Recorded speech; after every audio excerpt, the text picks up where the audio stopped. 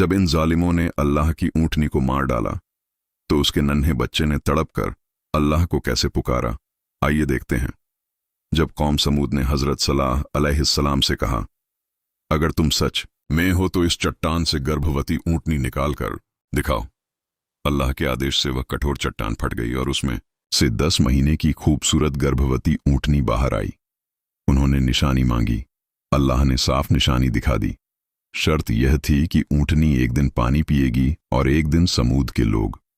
वे चाहते थे कि हर रोज पानी सिर्फ वही पिए, इसलिए उन्होंने साजिश रची और उन बदकिस्मत लोगों ने अल्लाह की निशानी पर हमला कर दिया। जब मां को मार दिया गया तो उसका नन्हा बच्चा चट्टान पर चढ़ गया और चिल्लाया, ऐ मेरे रब, मेरी मां कहाँ है?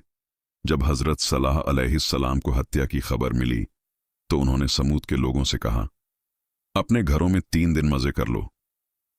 पहले दिन उनके चेहरे पीले पड़ गए, दूसरे दिन चेहरे लाल हो गए, तीसरे दिन सभी के चेहरे काले पड़ गए और चौथे दिन आसमान से ऐसी चीख आई जिसने उनके दिलों को फाड़ दिया।